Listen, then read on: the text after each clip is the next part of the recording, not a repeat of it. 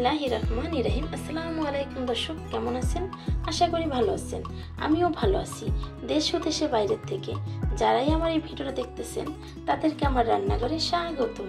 আজকে আমি দেখাবো ছাদ বাগানের দুন্দুল দিয়ে চিংড়ি মাছের ঝোল রেসিপি। কতটা লোভনীয় ও সুন্দর হয়েছে দেখতেই পাচ্ছেন। আমার রেসিপি যদি ভালো লেগে থাকে লাইক কমেন্ট শেয়ার করবেন, সাবস্ক্রাইব করে দিয়ে আমার পাশে থাকবেন।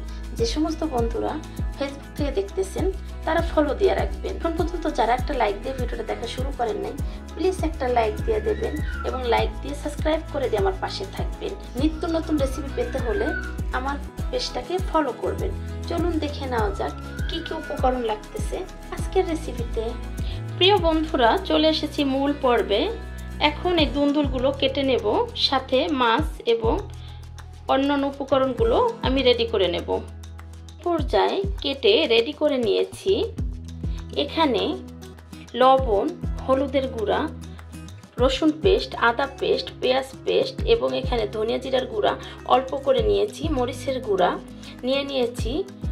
চিংড়ি মাছটা এখন আগে চিংড়ি মাছটা ভেজে নেব। অলরেডি তেলটা গরম হয়ে গেছে।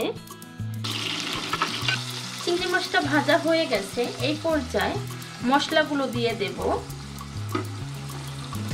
মশলাগুলো দিয়ে খুব সুন্দর করে কষিয়ে নেব। চিংড়ি মাছটা আর উঠাই নাই, কারণ মশলা ভিতরে চিংড়ি মাছটা কষিয়ে নেব।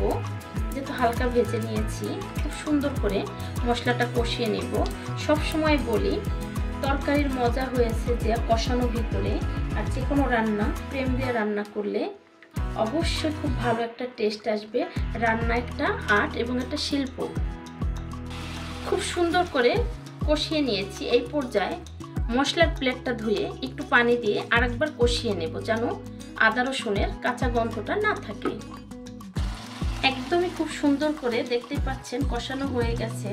যখন কষানো হয়ে যাবে তখন যে খেজুরের গুড় সেরকম দানা দানা পড়ে যাবে মশলা ভিতরে, তাহলেই বোঝা যাবে যে মশলাটা কষানো হয়ে গেছে। এই পর্যায়ে দিয়ে দেব দুন্দুলটা। খুব সুন্দর করে এখন কষিয়ে নেব। এটাকে খুব সুন্দর করে কষিয়ে নিতে হবে।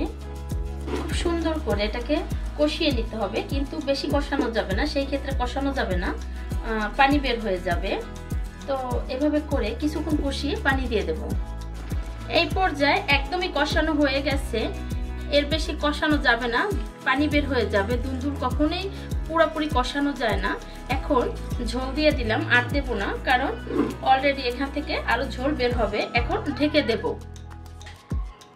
বলক আসা পর্যন্ত এবং সিদ্ধ না হওয়া পর্যন্ত আমি ঢাকনাটা খুলবো না, ঢেকে দিলাম।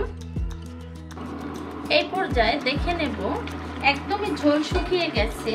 আমি এতটুকু ঝোল রেখে দেব। এখন কাঁচামরিচ, জিরার গুঁড়া দিয়ে দেব। দিয়ে দিচ্ছি ভাজা জিরার গুঁড়া, দিয়ে দিচ্ছি কাঁচামরিচ। হয়ে গেছে আমার আজকের রেসিপি।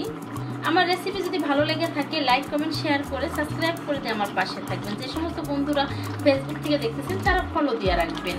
আজকের রেসিপি আমার এই পর্যন্তই। ভালো থাকবেন, সুস্থ থাকবেন, আশেপাশের মানুষকে ভালো রাখবেন, চলার পথে সতর্ক হয়ে চলবেন। দেখা হবে নতুন কোনো রেসিপি নিয়ে। আল্লাহ হাফেজ।